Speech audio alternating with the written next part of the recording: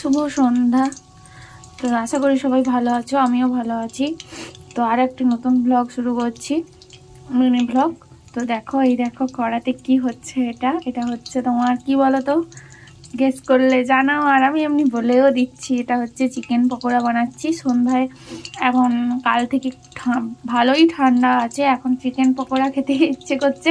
মানে বানাবো বলছিলাম হচ্ছে বাঁধাকপির তরকারি আর হচ্ছে পরোটা, কিন্তু হচ্ছে তারপরে ইচ্ছে করলো না, যাই দোকানে যাই একটু চিকেন আনি, দিয়ে হচ্ছে একটু চিকেন পকোড়া খাই।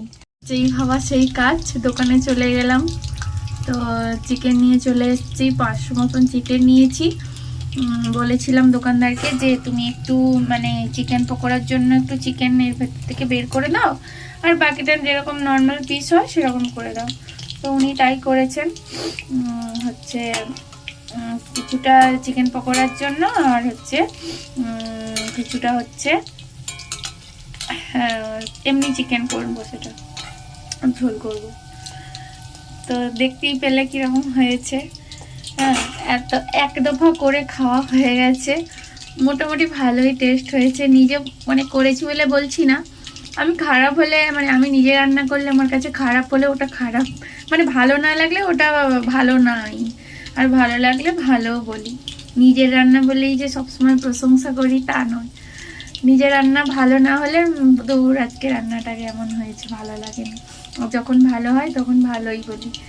আর এই নিয়ে চিকেন পকোড়া আমার 3বার আমি ট্রাই করলাম, মানে যতদূর মনে পড়ে 3বার, এর থেকে বেশিও করতে পারি, ভুলে গেছি।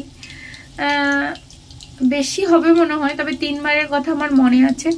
ফার্স্ট যখন করি তখন হচ্ছে ভালো হয়েছিল, খুব ভালো হয়েছিল। ফার্স্টবার ট্রাই আমার সবসময় বেস্ট হয়।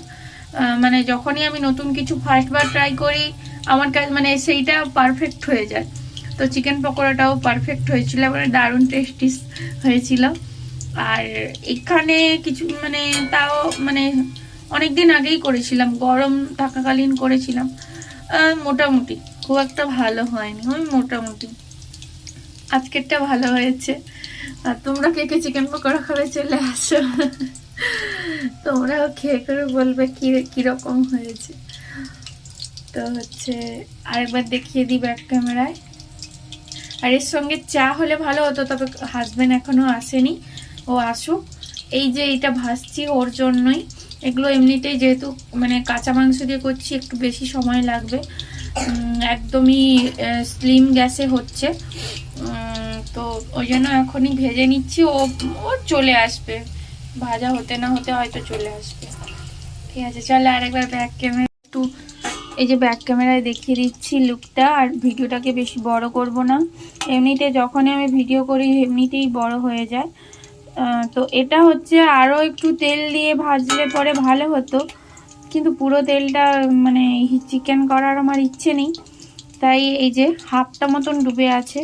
এই চিকেন পকোড়াগুলো ছোট ছোট করে বানানোর চেষ্টা করছি, সে আর ছোট আর হলো না, সব বড় বড় হয়ে গেল। যে দেখো, হ্যাঁ চিকেন পকোড়া। তো তোমরা বলো দেখে কেমন লাগছে লুকটা। আর আর হচ্ছে নিমন্ত্রণ থাকলো বাড়িতে আসার, এলে বানিয়ে নিশ্চয়ই খাওয়াবো। চলো চলো টাটা, সবাইকে টাটা।